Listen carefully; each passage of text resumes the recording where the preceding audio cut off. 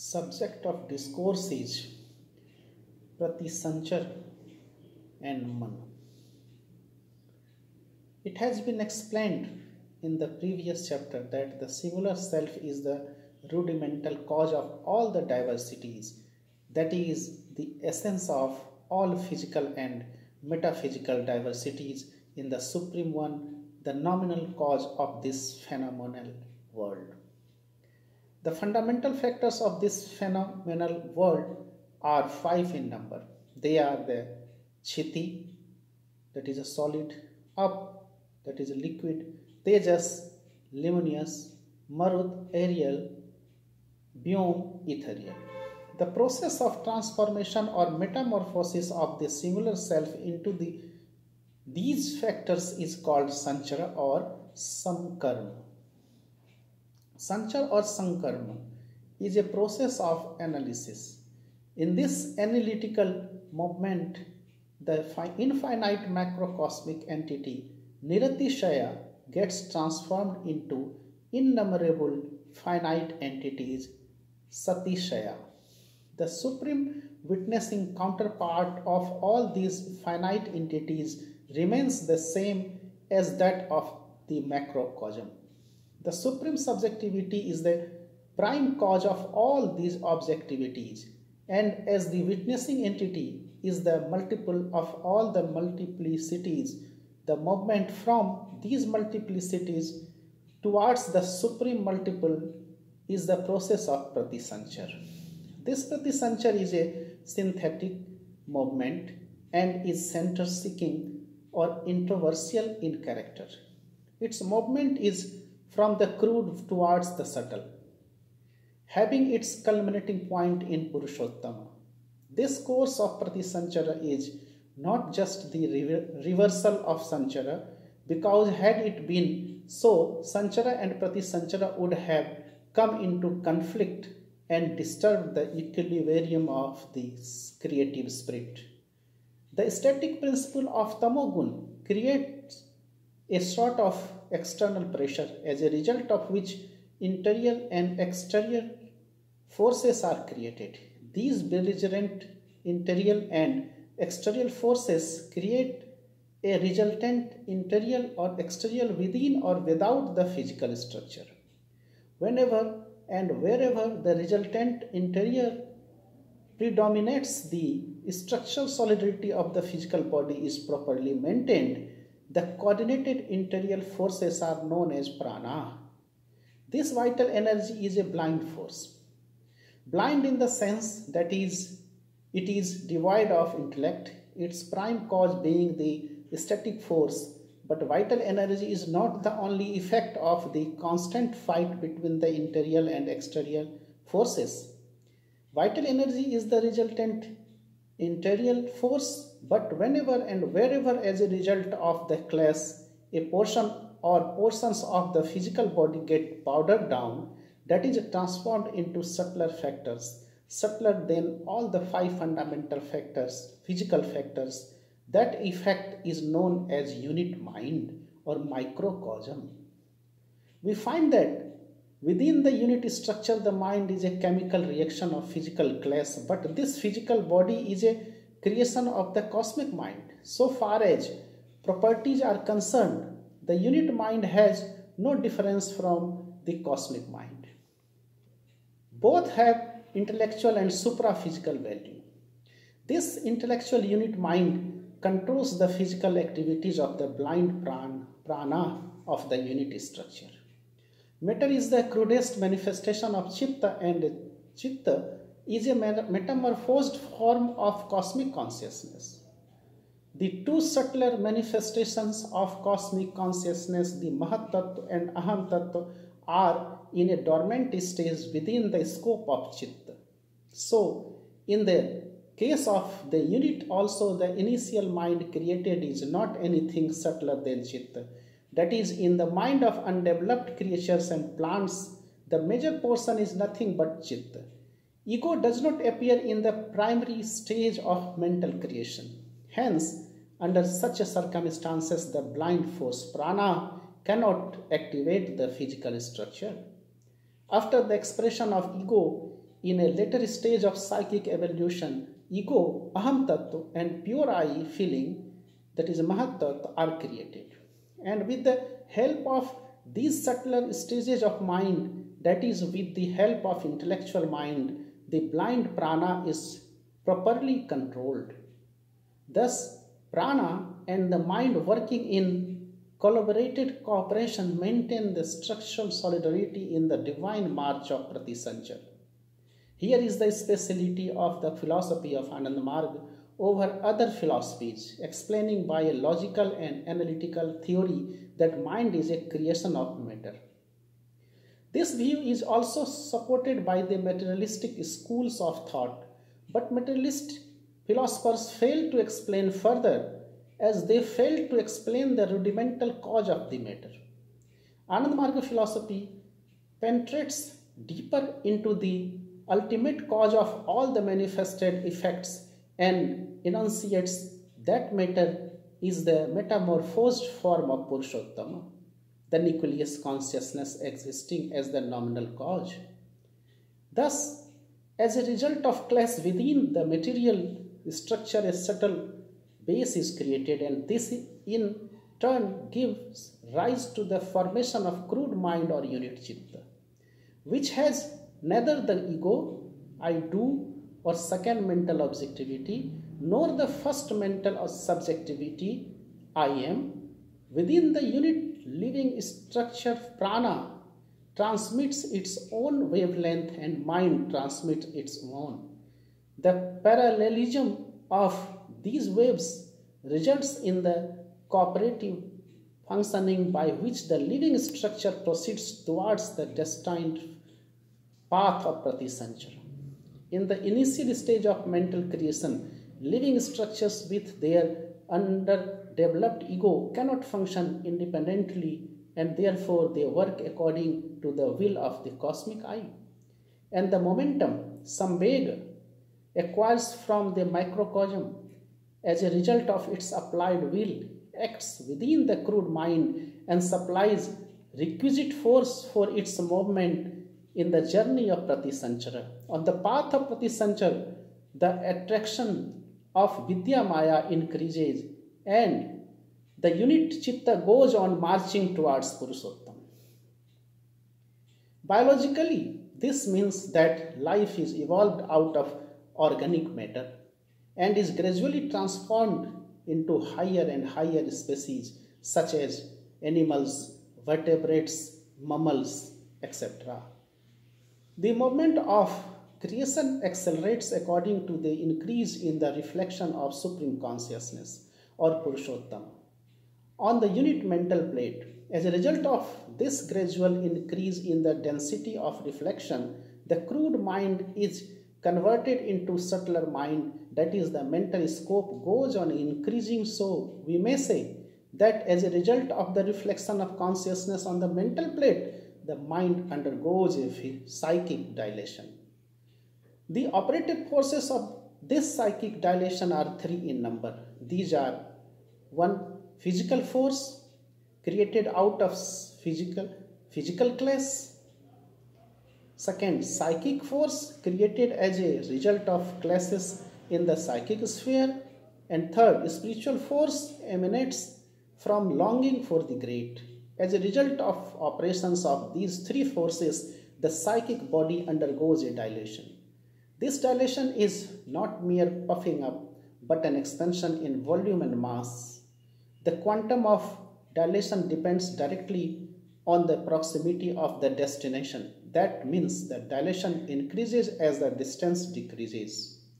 The increase in mass is due to ever increasing clash among the belligerent forces within the physical structure.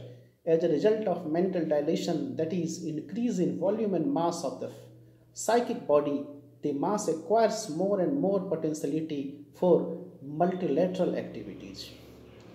According to the mental dilation, the physical body as well gets metamorphosed, and as the longing for the great increases, the physical body develops certain complexities for an adjustment with the higher psychic demands. Hence, we find that in creatures having developed sentiments, the physical body is a composite structure of a large number of glands with their peculiar activities. The developed glandular complexity is an essentiality for facing the psychic classes in subtler spheres. Due to psychic dilation, the crude mind grows still subtler. This increase in subtlety develops in the unit chitta the capacity to realize its subjectivity. The subtler is the stage of animation. In the process of Pratisancara, the more developed is its ego, and later on it can feel and determine the trend of all its movements. It is at this stage that the evolved unit mind develops within itself both ego and can use the momentum, some way acquired during its previous movement in any direction according to its desire. Before this development of will and ego, expression of the self in a constructive line is not possible.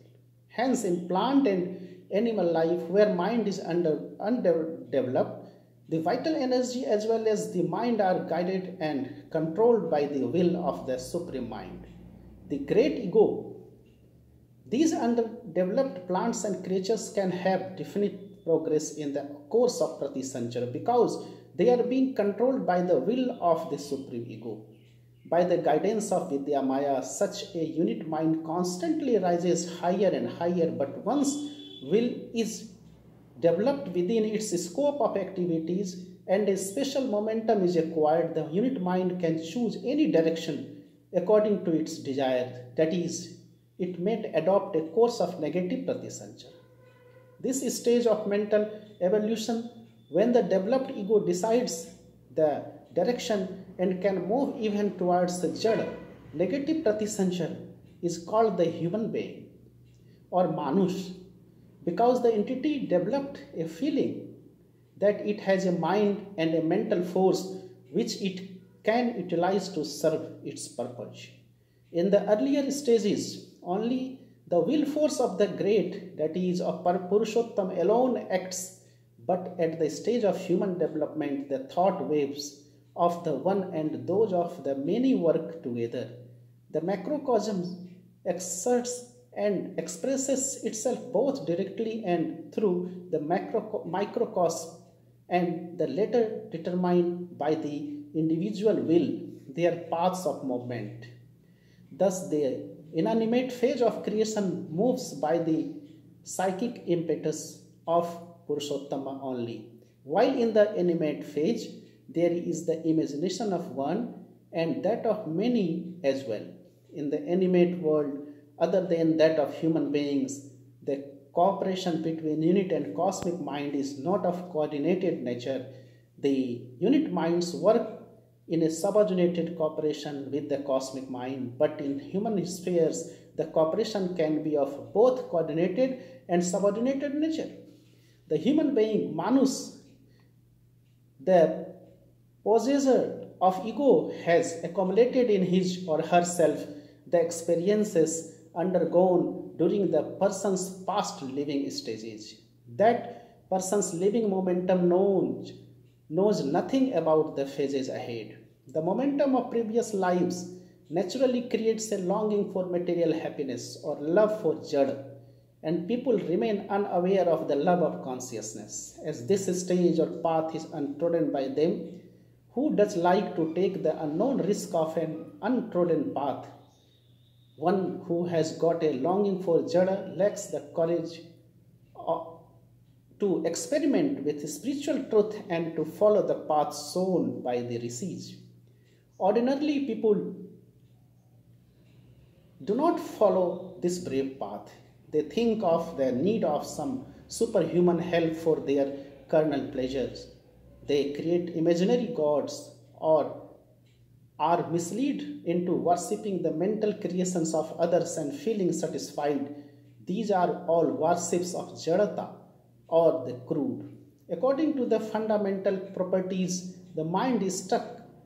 Take the form of object it entertains because of the constant superimposition of physical entities and mundane waves on the psychic body. the mental waves for the sake of an adjustment take the length of the material waves, representing a cruder psychic projection. Such a crude mind, for the sake of psychophysical parallelism, chooses a physical structure cruder than its previous objective. This process of retracing the moment is the path of negative or counter Pratisancara. In this negative Pratisancara, the unit mind can have a backward jump. That is, according to the change in mental wavelength, the physical structure may take the form of a tree, an underdeveloped metazoa, or even a protozoa, or even that of an inanimate object such as stone, gold, or silver. The mental structure of the money-minded capitalist may convert itself into a paper note of the person's choice. Even after this retracing of the destined path, the ever-merciful microcosm helps the ego-lost mind, and under the forces of external pressure and internal clash, the path of evolution, that is, movement towards Pratisancara, recommences. The unit mind regains its lost status. It may, however, take millions of years to place it back in its lost status. It is not that a human has the chance of negative Pratisancara only due to his or her evolved ego. This ego renders a positive help in the movement towards Purushottama. In the animate phase, the imagination of many works in harmony with the Supreme One. So if the unit mind at the stage of evolution directs its potentialities towards longing for the great, the unit mind can accelerate its progress, that is, a movement towards Purushottama. And its progress can be made many times, speedier than what it was at the stage where the chitta, being in the crudest form, had not developed self-will but had to move according to the desire of the macrocosm. In this march towards the supramandan, the unit mind gradually feels a closer touch of Param Purush, Purushottam, and as the proximity of the two increases, the psychic gap between the reflected consciousness and the reflecting plate goes on diminishing, and finally these two merges together. This supreme union of Purushottam and the unit mind is known as yoga. Sanjogo jogo ityukto jivatmana paramatmana. According to the urge of Pratisancara, the unit mind goes on dilating because of the ever-increasing reflected density of the macrocosmic nucleus.